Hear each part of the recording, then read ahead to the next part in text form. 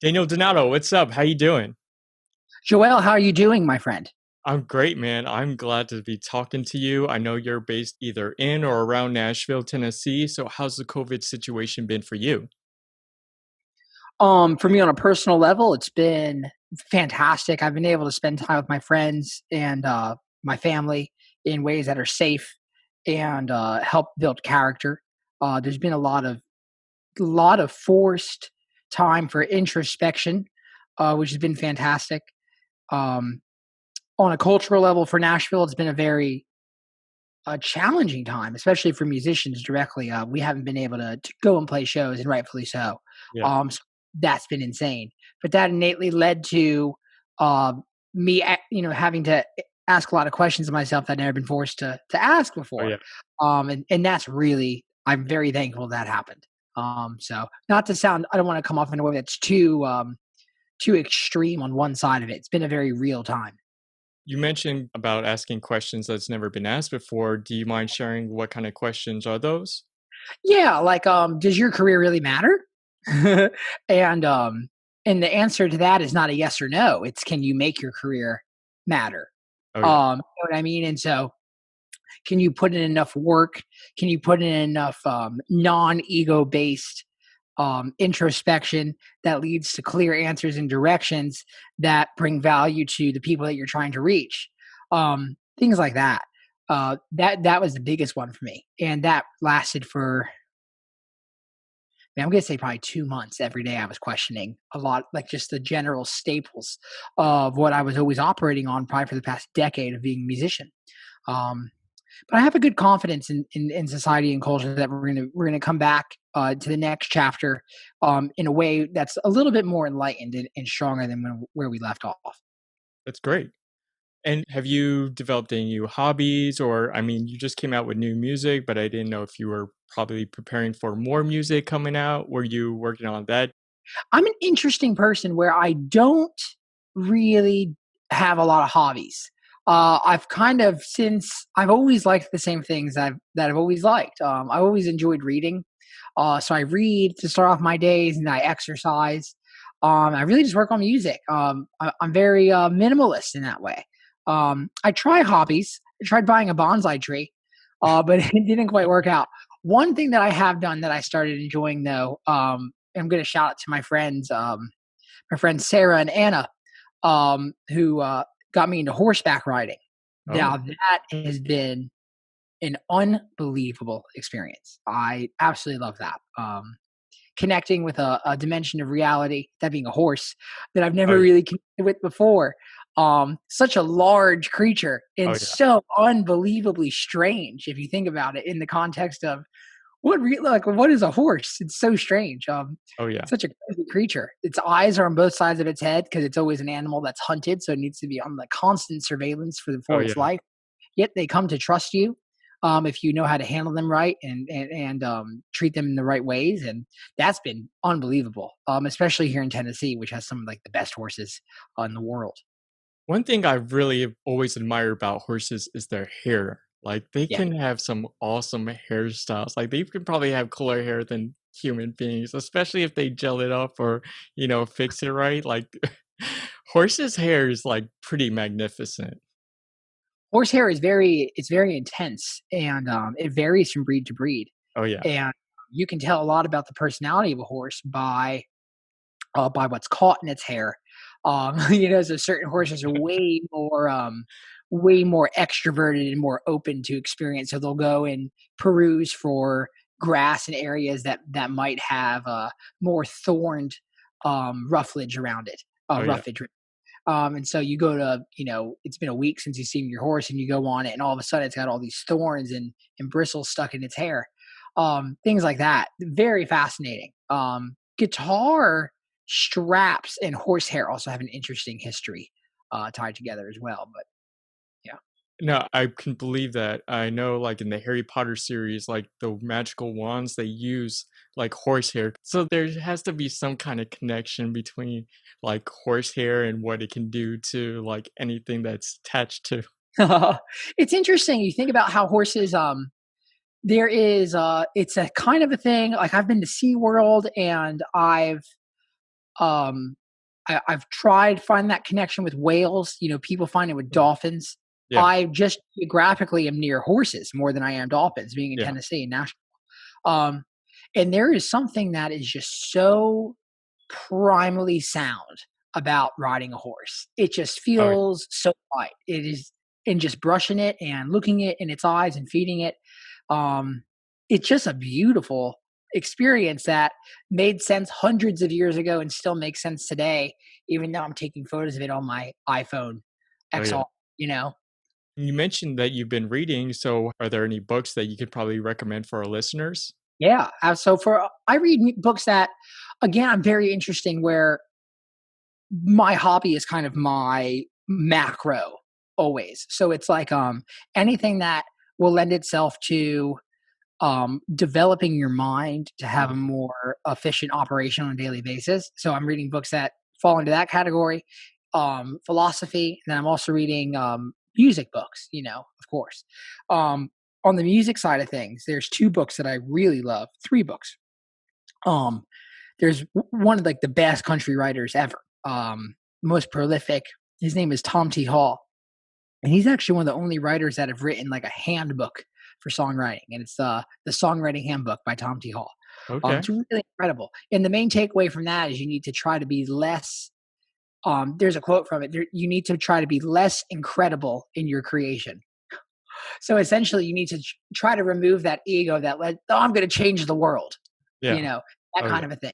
Where that actually, like, you might save yourself a couple years if you can just kind of admit that you're not going to do that at first, and then you could start creating work that's based off morals and tried and true concepts that have been working with humans for hundreds of years. And that can apply to a lot of things. That's a fascinating book. Effortless Mastery again is it's another music book. So heavily based on the concept of being aware of your ego when interacting with your instrument and music in general. Just being aware of your ego. It's not so much about Oh, ditching your yeah. ego. That's like, how do you do that? But being aware of it allows you to operate with it in a way that puts it on a leash. That's maneuverable. That's a fantastic book. And then David Byrne, How Music Works, insane.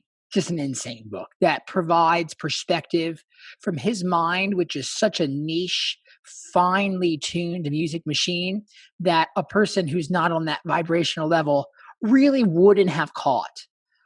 It's like Bob Ross talking about that tree in that top left corner. You know what I mean? Yeah. He has these details that he puts into his work that you would not have noticed unless he was constructing it before your very eyes. And David Byrne kind of has this way of approaching music where you're like, for example, he goes, the first instrument that you play is the venue. It's the building that you're in. And Mm. you know, a person who I've played all over the world, Mexico, Europe, Eastern Europe. I haven't played Australia and Japan or China directly anywhere. All of the U.S. You know, several times over. I've never thought of what is the building that I'm playing. So again, like these weird, Yeah. concepts that your brain wouldn't have caught on to. Um, so yeah, those are some of the books I've been reading and getting into. And drinking water, lots of water. That's a hobby as well. Hey, that's a big cup. It's good to carry like a big jug or, a gallon or around to, drink. Yeah, it is. It's especially being a musician and singing all the time and also playing guitar. Oh, yeah. I'm really asking a lot out of my vocal cords, um, and my cardiovascular system and my joints and my central nervous system. Like it's actually very taxing being a musician, on a lot of fronts of the body that infamously people think you need to be like Slash, who's my hero. It's why I Yeah. started guitar. Yeah. Um, but like drinking Jack Daniels at like 10 in the morning out of like infamously out of like a 7-Eleven big gulp cup, like that Oh, is yeah. not me, but it's like, I think, the more in tune with you that with, the natural asset that is your body and the more that you can prop that Oh, up with, yeah. resources that are readily available to you organically, that's huge. A Wim Hof breathing is another thing that I've started during this time. Okay. Um, really intense, but natural way about going about, changing the chemicals in your brain. It's really heavy. It's beautiful. I'm interested in the Wim Hof breathing. I'm not Yeah. familiar with it. I know he's big on ice baths, which I'm trying to get into more, just being in cold water for the body. It's just really good. But yeah, I'm not too familiar with the breathing techniques. Do you mind sharing a little what you learned from that? Yeah, so it's all about accessing these primal parts of the brain, the hypothalamus and the limbic system. And basically the way you do that is you get what is it, carbon dioxide into the blood. Hmm. So you get these and you do that for rounds or which are measured in minutes or in reps. And then you have retention periods. And retention periods are when your body is not taking in any oxygen. So you're just running on what's in your body. Yeah, And I definitely don't want to speak out of term here because I'm a moron. So I have no idea on exactly what's happening. yeah. I'm a simpleton. But it works. So I can do about 3 to 4 rounds of a retention period for about Mm. like 2 minutes, 2 minutes, 30 seconds of no breath in. And it gives you this um, a fantastic clarity, very likened to a runner's high. Mm. People who run long distances, and these cross country runners. I'm sure people have experienced before too, if they were just casually running even 3 or 4 miles.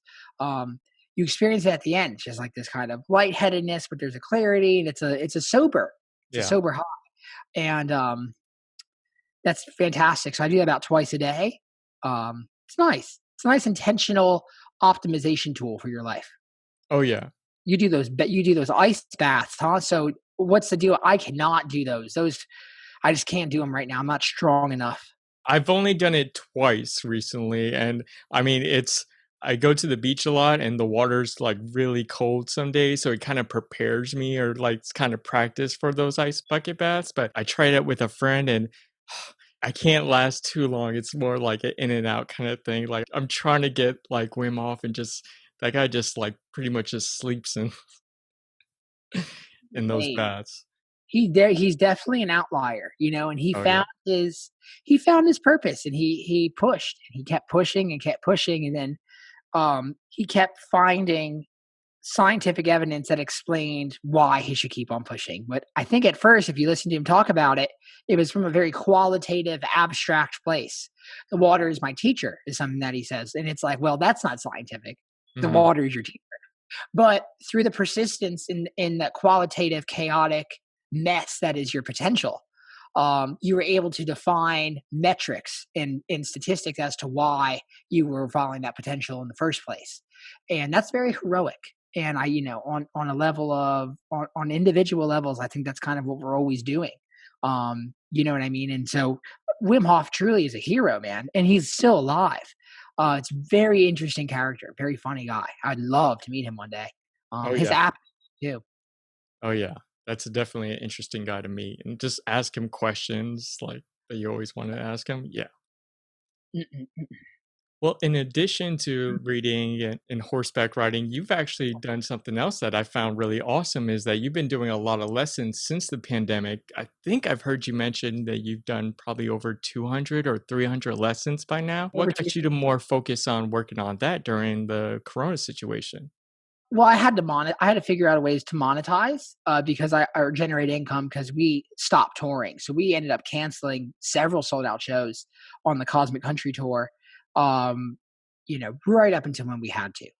Right when we did not want to admit that this was a real thing, but it Yeah. became a real thing in a matter of about 2 weeks. Oh yeah. That doesn't sounds like a long time, but it really isn't, considering it takes about 6 months to plan a tour Oh yeah. of ours, and we're not even a big touring act really. So uh, I had to generate income, and I didn't want to do anything aside from music. And I was able to sit down with over 300 people for an hour at a time, which is insane. And some of those people several times over. So hundreds of lessons. Really a fantastic experience teaching. Teaching really is an amazing gateway to finding the basic principle of whatever concept you want to focus on. If you can teach it, you can really understand it. it's kind of like that. There's that concept of like those who can't do teach. Um, Yeah. I do when there's not a global pandemic of health happening. Yeah. So right, but so I ended up teaching because I couldn't do. It was unsafe to go and do. Yeah. So teaching happened, and it was unbelievable. I was able to learn so much about the guitar and music, and then through that, see how music even more in my life metaphorically relates to the general operations of daily living. If anyone's interested in getting lessons from you, can they still receive lessons? Absolutely, yeah, we're doing lessons all the time. Do about like I think I'm doing right now. I'm on average doing like 6 to 8 lessons a week. And if anyone wanted to get lessons, how would they reach you or contact you to setting that up? Just danieldonato.com on our contact form. We have a cosmic contact form that people can email us and about any merchandise inquiries or we recently did a vinyl giveaway for a new record, and so people Oh, are contacting nice. us about that and joining the Cosmic Country Club also as well on danieldonato.com. Everything happens there. And it's awesome that you're really big on teaching and you've been teaching for a while because I think when you were around 18, you came out with the book Daniel Donato, the new master of the Telecaster. Oh, yeah. So can you share what people can learn from that if they're interested in getting that book? Yeah, so that's a very guitar heavy book. So I'll answer it in that fashion because the only person who would buy that book is a guitar player. It's basically about how I go about navigating the fretboard, right? And so in country guitar, which is the genre I play, cosmic country, there's this kind of confusion that happens in the language of country guitar where a lot of players get lost because they don't start off in that genre. Guitar traditionally in America is very blues and rock oriented, and that's how I started into it. But I had this burning passion for it when I discovered what country music was. I lived outside of Nashville, and it just hit me. It was just the bug, Oh, yeah. and I learned the language of it. And I taught it to myself because there really wasn't much out there at the time, and it's just a way to master the fretboard in a way that is not captured or is not handicapped by the genres of blues and rock, which usually are very simple constructs musically. Country music can be extremely complex, and they can also be so satisfyingly simple that you have songs like "Country Roads" by John Denver that are you just know it in your heart and soul like you would a Beatles song. So it's Yeah. an interesting genre on how it teeter totters between complexity and not just like rock and roll, etc. But it's basically about that. So for anyone who's trying to learn how to play country guitar, that really is like the. I'm very proud of that book, and we sold more copies of it this year than we have any other year. And it's been out for 7 years, so it's wild to see it keep on doing well. It's beautiful. And you can And I buy it on Amazon, and just like anything else in the world. yeah, 'cause I thought I saw you can get it electronically too, so that's cool, like, people can get it that way. Yeah, and the whole thing was captured on video as well. So there's video lessons of it available as well, Nice. um, all online. It's great, and obviously you're an amazing guitar player, so a lot of people can learn a lot of great things from you in regards to that. And I mean, you've been playing music for a long time now, and you've actually played for a couple of bands before going solo. So at what point did you feel comfortable to going on your own? Comfortable is that'd be a different word in my mind than when it became a an essential action. So I've always been comfortable being on stage and performing for people, whether it was solo or not. Mhm, Um, but there was when it was around 2000. It was around the end of 2017, 2018, starting of. I really wanted to start doing my own shows. I really wanted to have equity in what I was doing, and it was very much coming at it from a place of business, but also coming at it from an emotional place as well. But you want to have a percentage of that in everything that you do, right?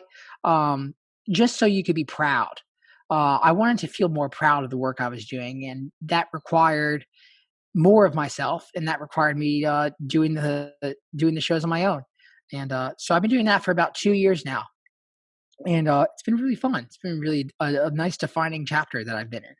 I heard that last year was your first time actually doing a headline tour in Europe. So how did that go? It went well. We had a couple shows where we had, several hundred people there. And then we had a couple shows where we had, I think it was in Cologne, Germany, we had 27 people. So again, a very real experience. And that's all I want Yeah, out of my career is real. Um, because real experiences lead to real growth if you interpret yeah. them in the right way.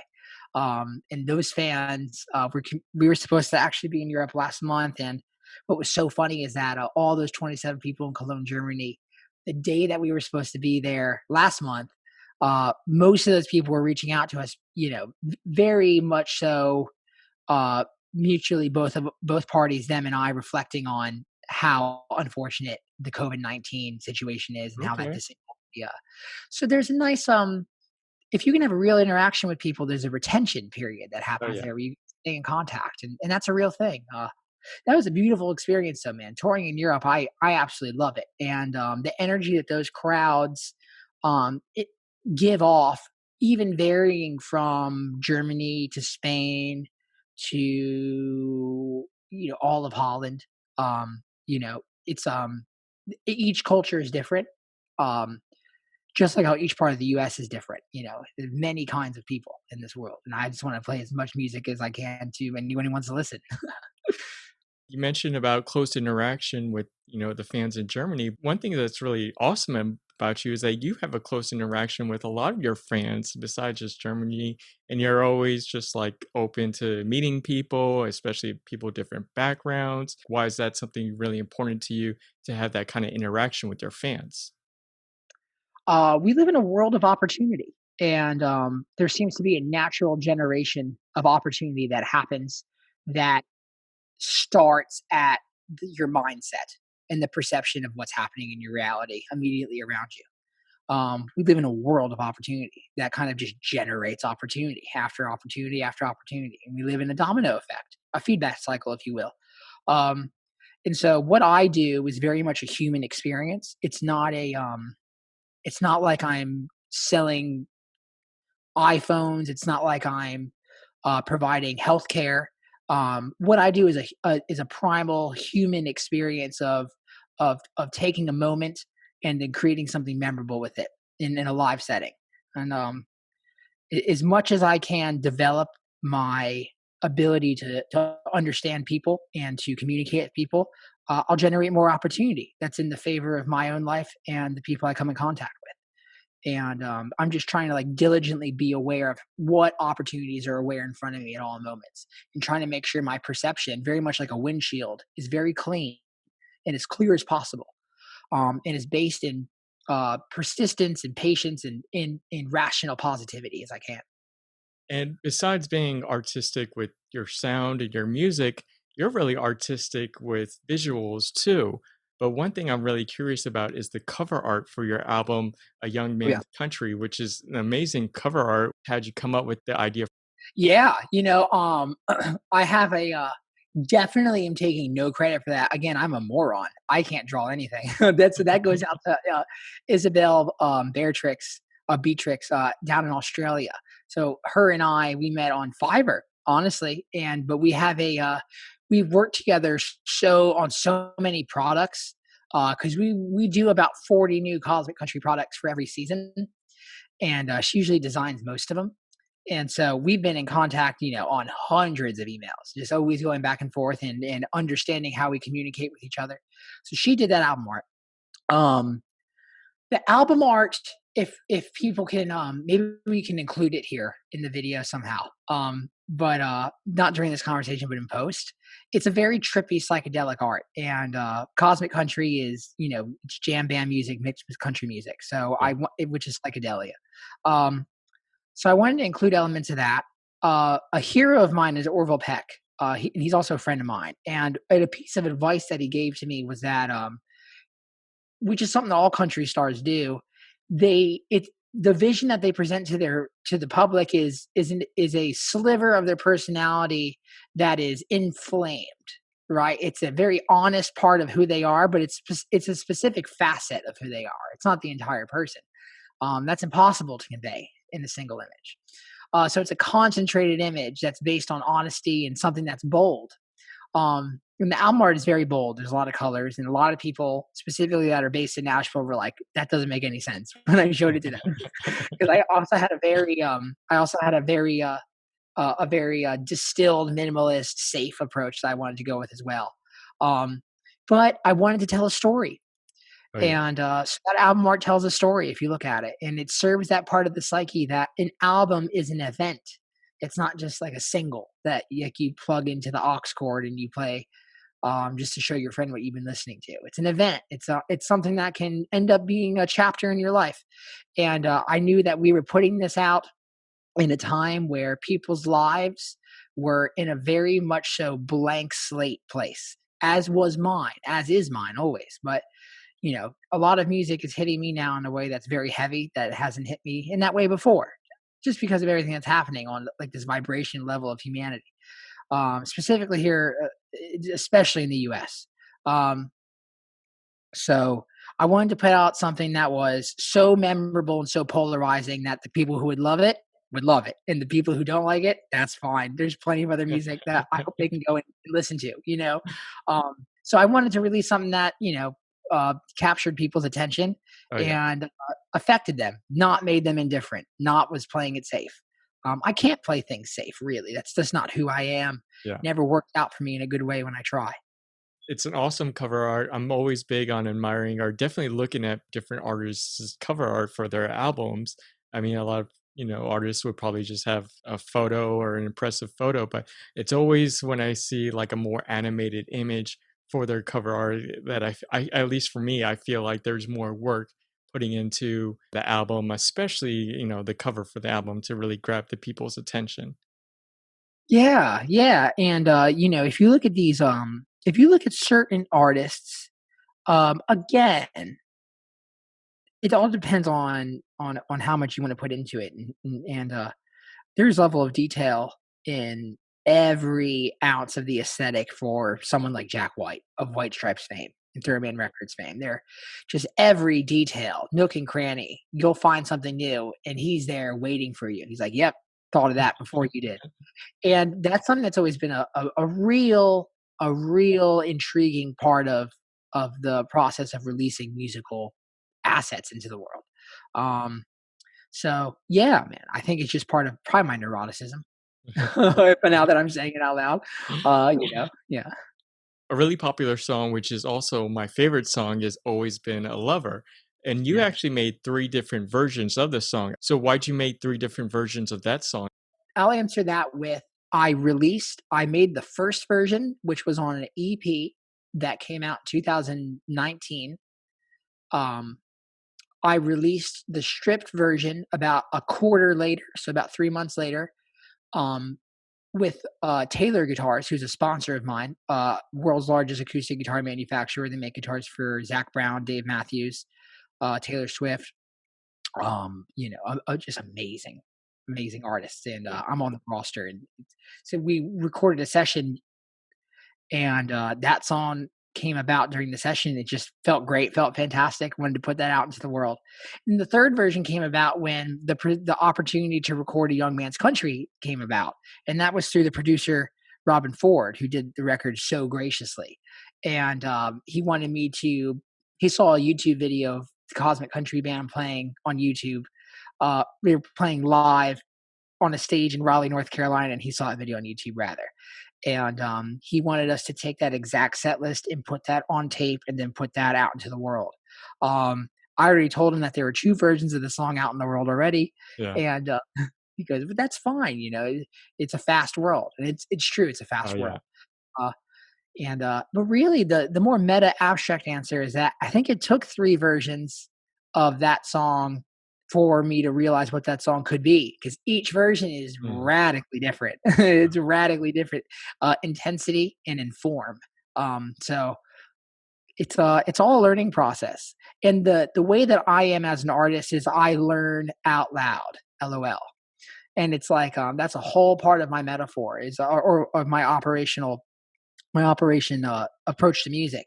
I always am putting out opportunities that are in the form of content for people to consume. Again, we live in a world of opportunity. So it's not like it used to be, where it was like you'd be in the studio for 6 months working on 12 songs, and you have a six-figure budget that goes into the album. It's at Yeah, least not that way for me now. Um, it is for certain artists, but I just like learning out loud. I like making things and putting them out into the world on a right. weekly basis. So I'm just always putting things out. Yeah. It's my favorite song, and I'm always like singing it aloud just to myself too. Oh, I love while you're in the ocean Oh yeah. freezing, singing this. Oh, that's great. Yeah. That would be a hell of a sight to see. Oh yeah. Love that. I saw the music video for that song too, and it's pretty interesting because I think I saw a posting about it that you mentioned that each facade on that music video of yourself is a different representation of your personality. Yeah, so I've come to discover a lot about personality since then. Really, I'm still a moron, so no, not really. But for a moron, I know a little bit more about personality than I did at the time that I made that video. And when you're a guitar player and you get press for being a guitar player, you get published in Guitar Player magazine, Premier Guitar, Vintage Guitar. People, especially in Nashville, will think that that's what you are. Is you're a great guitar player, and you're 20. You're right now I'm 25, but I was 23 when I wrote that song. It's like you've done all your growing. You're 23. You have nowhere else to go. Right? 'Cause that's how humans work. Yeah. So I wanted to kind of show people. It's like no, we're humans. We're not specialized beings. That's for insects. Ants are very specialized, incredible insects that have very complex existences, but they're very specialized. Humans aren't really that. We're more creative, and we're more changing. Um, and so I wanted to kind of push back against that dialogue that was very prevalent in the culture that I grew up in. And so in that video, there's the guitar player and there's the vocalist. Yeah, so that was really the approach to that, was just trying to kind of, in a polite way, but also an intelligent way, say, I kind of disagree with the fact that you can be one thing. I think it's kind of silly. Oh yeah. Yeah. How much of a role did you play in the production of it? Because I noticed that I guess it said like Cosmic Country production. So did you play like a directing role, editing role? Like how much did you play in just the background of developing that video? So at that time, with where we were, which we still are in the same place, mostly, it's just my dad and I. And my dad he's been the dude since the start of my since I ever first performed guitar live. He was there. So he's always helped, and he's very he works in technology, and he's done so for decades. And he's a very curious person, always learning. Again, not falling into a specialized approach. Um, he's always learning and trying new things, and so that is a very much so a DIY video, right? It's not like Keith Urban's green screen video, but it is a green screen video that my dad and I did. And I think again, it's very real. It's very real, and in years to come, it's going to be the video my dad and I did. I think that's, it's a nice thing to have out in the world. Um, Very funny video now that I look back at it. Oh yeah. In a previous interview, something really interesting that you mentioned is that some musical artists want to be known for their band. What you really want to be known is for your sound, which is Cosmic Country. So, Yeah. how'd you come up with the sound for Cosmic Country? I love something I learned. I watched this year was Trey Anastasio, one of the founding members of Fish, and the guitar player and one of the writers of Fish, and he's probably the more famous of the four people that are in that band. And he said, people always say like Fish built a community. It's like, no, we built nothing. Like it all found us. And so Cosmic Country found me, and like country music found me very serendipitously, and then Cosmic Country found me very serendipitously. And I'm not owning it. I'm just waving the flag more so than anyone else alive. And that's really just what I identify with that genre so much. It's such a unique sound. I mean, I've gone through all your music, and it's definitely kind of in a good way, a trippy vibe. Listening to country music, but I feel like I'm in space sometimes, or like Yeah. I'm exploring the galaxy while listening to country music. It's kind of trippy, and I really like it. The whole concept of country is if you think of the symbols, which we interact with symbols and metaphors that are thousands of years old on a daily basis, so we might not even be aware of it. Um, but we interact with things that are very much so metaphorical at all moments in life. And the concept of country, exploring the West, exploring the unknown. Um, I mean, who's not in for an adventure? Oh We're yeah. always exploring the meaning of our lives, and we're always exploring every day as an exploration. And so, Cosmic Country has grown to me and the listeners. It's a way to explore, and it's a way to interact with music. And the way that we play it is that it's a way to tell a story with lyrics, which is what country music is all about. And then the cosmic part is telling a story with my instrument, my guitar, and my band. So you get two stories for the price of one, which really is like I'm just trying to get as much content as I can in there. Yeah. Well, I mean, based on the visuals I've seen and just listened to your music alone, has maybe like the idea of space or just extraterrestrial life forms, has that something that's always intrigued you? Oh my gosh. In heavy ways. My mom has always been into, um which is so ironic, I've never realized that, always been into, Saturn is her favorite planet, and we actually grew up in Spring Hill, Tennessee, which is where the Saturn plant for cars were, for years. I never realized that until I just said that now. Um, she's always been into planets, and she's always been into making a point to, "Oh, you see that up there in the sky? That's that collection of stars," or, "The moon is doing this today." That means this, and it's been 150 years since that happened. And um, so that's always been in my life, that energy of the great unknown that's constantly above us, and that's kind of always it. And the definition of cosmic is inconceivably vast. Um, so if you can define the meaning of music in your life, it's probably that. It's probably too vast for you to really use words to explain what it means to you. Um, it's just I'm learning more and more each day what it is. But right now, it's what people know me for, and it's something that I want to help grow and bring more into the world. Yeah. I've always been intrigued by just space and stars. I mean, if anything, it's just life's artwork to me. I mean, some nights I just go hang out at the beach and just look up at the stars and just focus on what's out there in the world. I think I would call that analog pleasure. That's something that I'm really big on is analog pleasure, where we get all these like algorithmic digital based pleasures that are curating a reality outside of the one that you live in, right?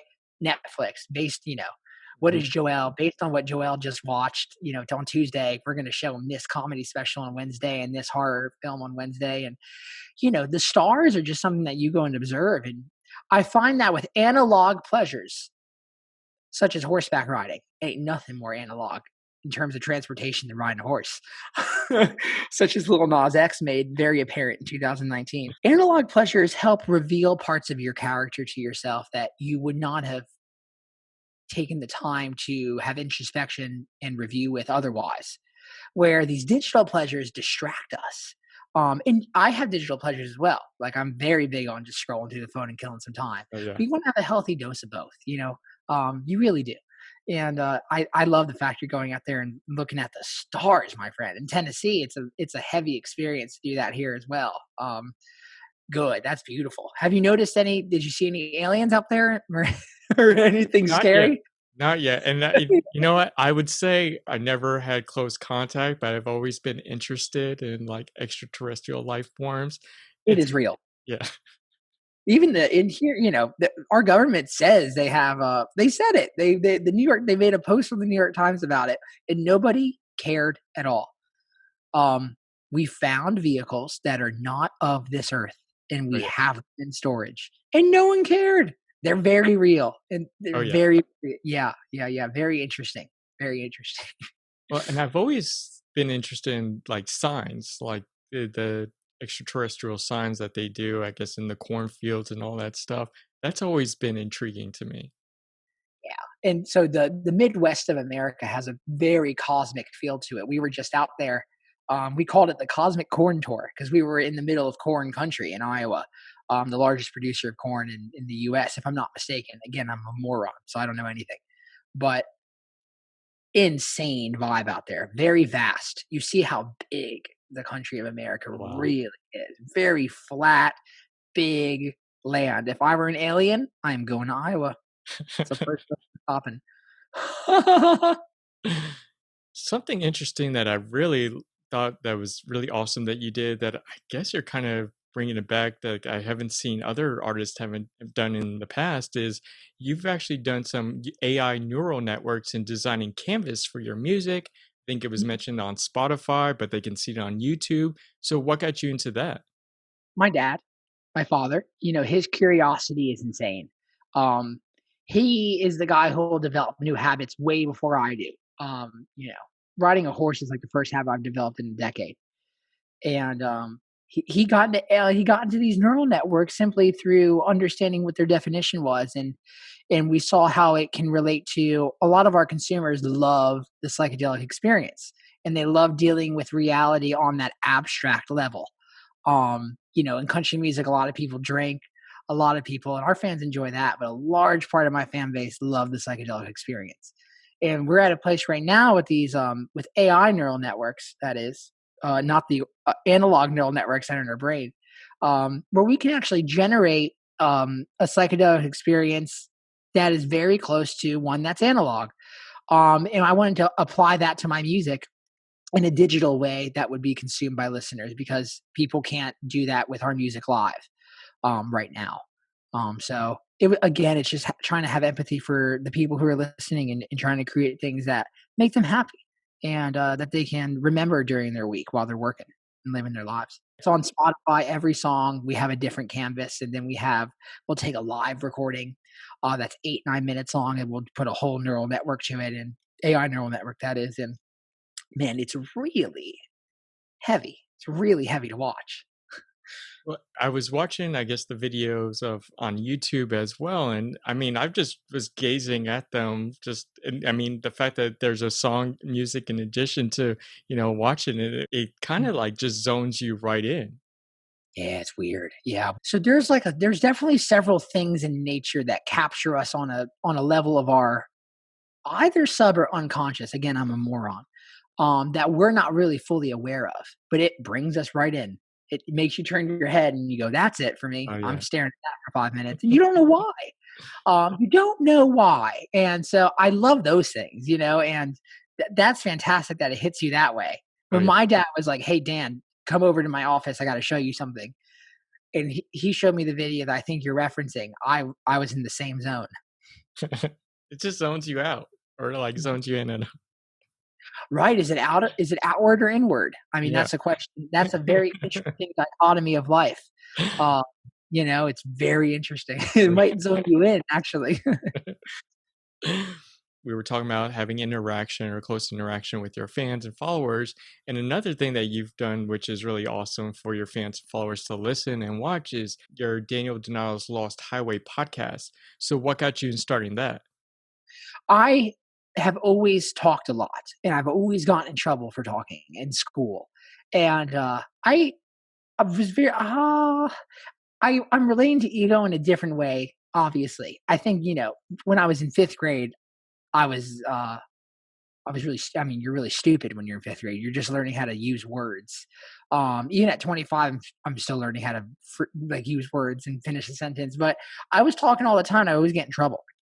And I remember thinking that I just need more time than most people to convey my ideas, and people weren't willing to give me a chance to do that. Um, and I love podcasts. I think podcasts are just the most fantastic newfound behavior of humans that I can think of. And I'm very fascinated by behavior of humans. So why did I start the Cosmic Country podcast, The Lost Highway?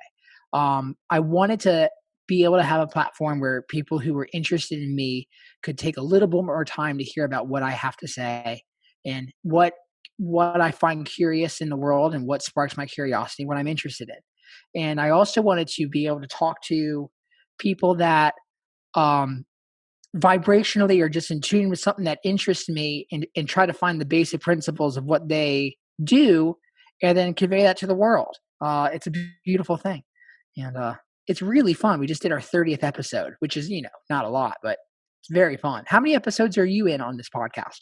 I think I'm in 36, 37. So I mean, hitting 30, I know that's a rough thing to do. It's hard, right? It's hard Oh stuff. yeah. It's hard stuff producing it and doing it all and finding the right plugins to make sure that there's noise reduction and the Oh voices are yeah. treated properly. And but man, all you need is the truth and an SM7, as you Eh, have.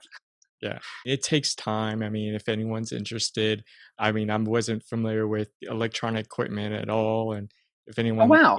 watches the very beginning, I think I just had a USB mic, but then I just slowly started teaching myself like how to use the SB Shure 7 mic, the mixer and everything. So I'm really new to this. I don't really have a relevant background to it. Tim Ferriss still uses a USB mic when he travels. Oh One of yeah. the most popular. And the technology's come a long way, Oh specifically with yeah. brands like where there's really high quality USB mics that have lossless audio. Just fantastic. Um, we live it again, man. We live in an incredible world of opportunity. So why wouldn't you capture it on a conversation as the same you would with a recording of "Always Been a Lover" 3 times? Generate as much opportunity as you can. Yeah, When I was listening to previous interviews, and I think on your podcast, you talk a lot about like the value of time. Why is time yeah. something really valuable to you? So I have 3 items that are in front of me when I work at home. This is the Cosmic Country Cottage. I have a Salvador Dali painting, which is the Meditative Rose, to my left, and then to my right, I have a Tesla Cybertruck model. Um, and then right in front of me, which is the biggest piece of the 3, is a giant cow skull that's made of metal, and it's uh, it's very heavy and it's very dense, and it's death. So I have Salvador Dali, I have beauty to my left. To my right, I have the Cybertruck, which is desire, which is a very human thing. You got to acknowledge it. And then I have death in front of me the whole time. And I just try to be very aware of my mortality every day Oh yeah. to extreme degrees. So like the first 15 minutes of my day, that's like all I think about are like, what is it that in like 10, 15 years I really want to do? Not what's stressing me today, not about, any micro responsibilities, but the macro. And time exists on so many planes that we don't even really understand it. And again, I'm a moron, so I don't understand how time works. But I just try to be aware of how much of how I'm using it and how I perceive the time that I have. And usually, death is a good kind of solvent to throw into your drink that is time. If you can mix the awareness of mortality in there, it really helps level a lot of anxieties that are truly unnecessary. Yeah. You're not kidding about how valuable time is. I mean, I try to be an organized person and like planning out my week or just a few of my days far in advance. But every day I treat this as it's like I need to get as much done that I can or as make as much change as I can because tomorrow could be changed or any minute something could change and could reduce my time in doing something else. But yeah, people really need to appreciate and the value their time and devote more of themselves. Yeah. And I think it's we all exist on different levels of this ladder. And that doesn't, again, we're all on the same ladder. So Oh yeah. and there's only one way, you go up that ladder. So it's like or maybe you go inward again, who knows. But I think it's just like the awareness of time never hurts. Oh yeah. Oh yeah. But there's again we use time in different ways. So you have duration path outcome tasks, which are very time centric based tasks. So if I'm going to go swim in the ocean, I'm going to do so. You know, if you're me, you're doing it for 30 minutes. But if Oh you're yeah. someone else, you might be doing it for 30, 45 minutes, whatever. But then there's other tasks where it's like you truly don't really interact with time on a clock level basis. Oh yeah. Guitar is like that for me. I have no idea how long a song is when I'm playing it live. No clue at all. Yeah. But yet I'm playing it and I'm in time because I'm never off rhythm really. You can Yeah. ask any of my band. So it's like again, time's a weird thing. It exists on these levels that are so mendable that at least because I'm a moron, my psyche can't comprehend it. So I'm just trying to be aware of like when I'm doing a task that is very much so a duration path, outcome based task, I'm very like, I'm spending it like my money, which is going to be strategic and aware. And then when I'm doing something like music, I've put in enough hours of respecting time to kind of let myself be like, all right, well, I'm going to interact with time now in a way that's more playful, in a way that's less like in a monetary value. I'm Oh, just yeah. going to kind of Play-Doh it and mend it like clay. Oh, yeah. And music, again, music is that thing for me in which I interact with time with. My dad, his music is hobbies. He's not worried about the clock when he's on his hobbies, really, and so that's a beautiful thing. But if you can come Oh, to interact with time in a way in which you're respectful with it on the hours that you need to be, and oh, then yeah. you're playful with it on the time where you need to be, and then you sleep a good amount of time to rest that nervous system up, then I think you're doing a good job. I think there's nothing to worry about. I'll be organized in my time and everything, but I like those moments when I'm not focused on time. Like I'm not paying attention to what time it is. I'm not looking at a watch. I'm not even looking at my phone. I'm just enjoying what's the moment there, and just I'm appreciating it. So appreciation of the moment is, that's definitely an awareness based muscle. And the more that you can practice awareness, a book that I read that my friend Jason Stoltzfus gave me, we did a podcast episode together too. It's a book called Awareness by Anthony DeMeo, DE space MELLO. A very intense book, and it's just like intense with truth. And I've given it to some people who don't want to read it because I think that it kind of messes with their ego, and Hmm, uh, which is fine. Things mess with my ego all the time. Not saying I'm above that. Again, I'm a yeah. moron. But it's like awareness of time is a very fascinating thing. Very strange. I bet when you're looking up at the stars, you're not really concerned about what time it is. Oh, no. No. Interesting, because time doesn't really exist up there like it Oh, does down no. here. Isn't that weird? I don't know if you can say I'm zoned in or zoned out, but when I'm looking at the stars, I'm just focused on the stars. If there's clouds, yeah, time is not a thing to me. Yeah, it's interesting. It's beautiful. Well, we're at a recurring segment in this podcast called Words of Wisdom. So Yeah. this question is, share with us a quote you live by and tell us why. Um, okay.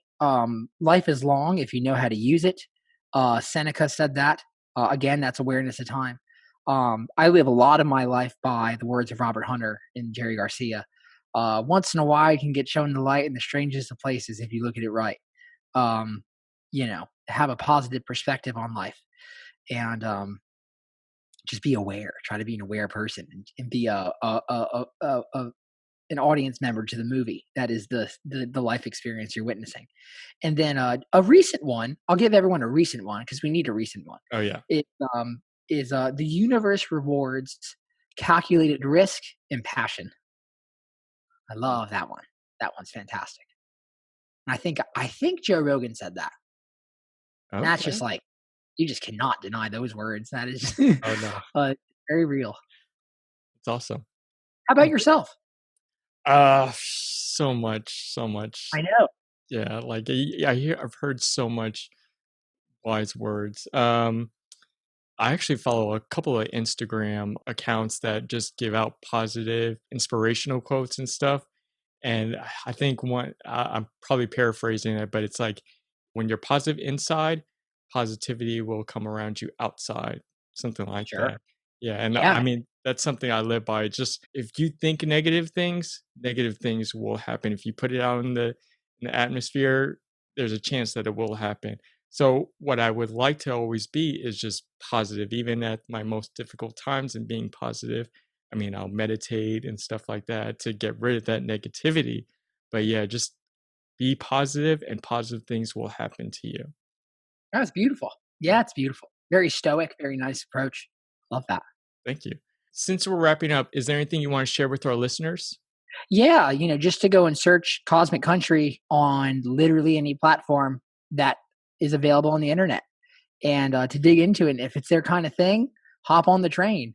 And if it's not, I'm sure the algorithm's got something else queued up for you. But it's been a pleasure being able to talk with you and talk to your fan base, and it just means the world. I mean, uh, I just love being able to create opportunities to connect with humans. It's a really fascinating part of living life that is just such a pleasure to do. In a Young Man's Country is out everywhere now. Yeah, definitely catch it. It's an awesome album and your podcast too. And I just like that you're really open-minded and you're really like willing to talk to people of different backgrounds than yourself, which I think you even mentioned in the first episode of your podcast. So yeah, I'll love to just keep on following and listen to that podcast. But Thank appreciate you. it from the bottom of my heart. But Daniel Donato, thank you so much for joining us in Irie Chat and best of luck on everything. Thank you, Joel. I appreciate it.